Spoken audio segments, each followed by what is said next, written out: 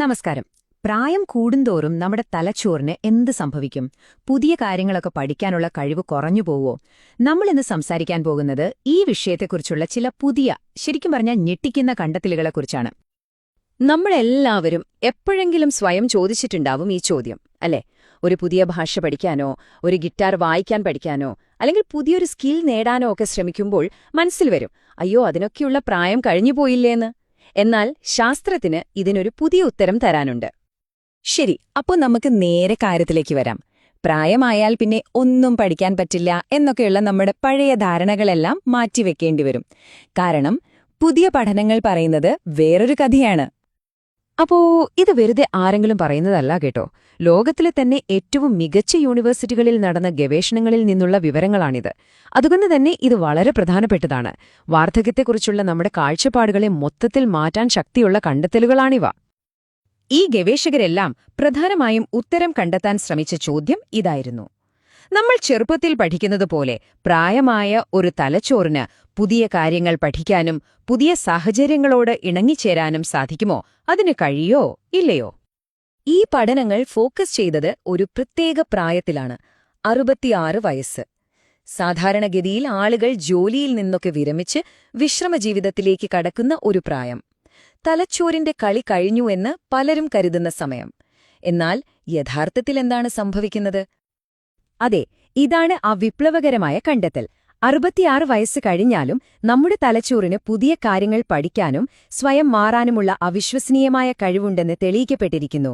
പഠനത്തിന് പ്രായം ഒരു തടസ്സമേ അല്ല എന്നതിന് ഇതിലും വലിയൊരു ശാസ്ത്രീയ തെളിവ് വേറെയില്ല.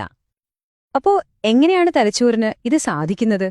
ഈ ഒരു അത്ഭുതകരമായ കഴിവിന് ശാസ്ത്രം നൽകുന്ന പേരാണ് ന്യൂറോപ്ലാസ്റ്റിസിറ്റി. സിമ്പിളായി പറഞ്ഞാൽ ഇതാണ് നമ്മുടെ തലച്ചോറിന്റെ ഒരു സൂപ്പർ പവർ. കുറച്ചുകൂടി ലളിതമായി പറഞ്ഞാൽ, നമ്മുടെ അനുഭവങ്ങൾക്കും നമ്മൾ പഠിക്കുന്ന പുതിയ കാര്യങ്ങൾക്കും അനുസരിച്ച് തലച്ചോറിലെ കണക്ഷനുകളെ മാറ്റിവരയ്ക്കാനുള്ള ഒരു കഴിവ്. ഒരു കമ്പ്യൂട്ടറിലെ സോഫ്റ്റ്വെയർ അപ്ഡേറ്റ് ചെയ്യുന്നതുപോലെ തന്നെ എപ്പോൾ വേണമെങ്കിലും തലച്ചോറിന് പുതിയ പ്രോഗ്രാമുകൾ ഇൻസ്റ്റാൾ ചെയ്യാൻ കഴിയും.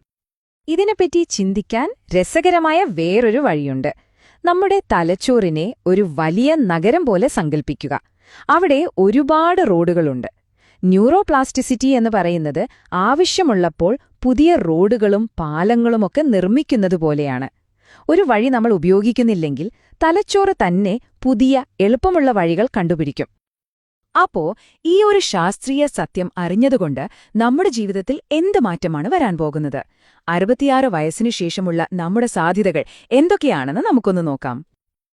അതായത്, പ്രായമാവുക എന്ന് പറഞ്ഞാൽ കഴിവുകളൊക്കെ നഷ്ടപ്പെട്ട് ഒതുങ്ങിക്കൂടേണ്ട ഒരു സമയമല്ല, മറിച്ച് പുതിയ കാര്യങ്ങൾ പഠിക്കാനും നേടാനുമുള്ള ഒരു പുതിയ അവസരമാണ് എന്ന തിരിച്ചറിവാണിത്. ഇത് നമ്മളും നമ്മുടെ സമൂഹവും പ്രായമായവരെ കാണുന്ന രീതിയെ തന്നെ മാറ്റും. ചുരുക്കി പറഞ്ഞാൽ, ഇതിൽ നിന്ന് നമ്മൾ മനസ്സിലാക്കേണ്ട പ്രധാന കാര്യങ്ങൾ ഇവയാണ്. നമുക്ക് എപ്പോഴും തലച്ചോറിനെ ആരോഗ്യത്തോടെ വെക്കാം. പുതിയ പുതിയ കഴിവുകൾ എപ്പോൾ വേണമെങ്കിലും പഠിച്ചെടുക്കാം. അങ്ങനെ ചെയ്യുന്നതിലൂടെ തലച്ചോറിലെ കോശങ്ങളെ എപ്പോഴും ആക്റ്റീവായി നിർത്താം.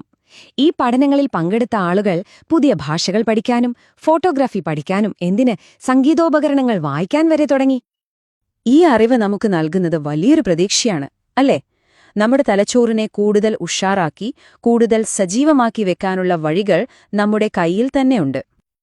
അതെ, ഈ ഒരൊറ്റ വാചകമാണ് ഈ മുഴുവൻ ചർച്ചയുടെയും കാതൽ. നമ്മുടെ പഠിക്കാനുള്ള കഴിവിന് ഒരു എക്സ്പയറി ഡേറ്റ് ഇല്ല. നമ്മുടെ മനസ്സ് നമ്മൾ അനുവദിക്കുന്നത്ര കാലം ചെറുപ്പമായിരിക്കും.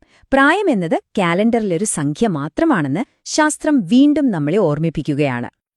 അപ്പോ എന്റെ ചോദ്യം നിങ്ങളോടാണ്. ഇത്രയും കേട്ട സ്ഥിതിക്ക് നിങ്ങളുടെ തലച്ചോറിന് ഒരു പുതിയ ചാലഞ്ച് കൊടുക്കാൻ നിങ്ങൾ റെഡിയാണോ? അതെന്തുമാകാം, ഒരു ചെറിയ കാര്യം മതി. ഒരുപാട് കാലമായി മനസ്സിൽ കൊണ്ടുനടന്ന ആഗ്രഹങ്ങളുണ്ടെങ്കിൽ അത് പൊടിതട്ടിയെടുക്കാൻ പറ്റിയ ഏറ്റവും നല്ല സമയം ഇതാണ്. അപ്പോ ഇന്ന് തന്നെ തുടങ്ങലല്ലേ?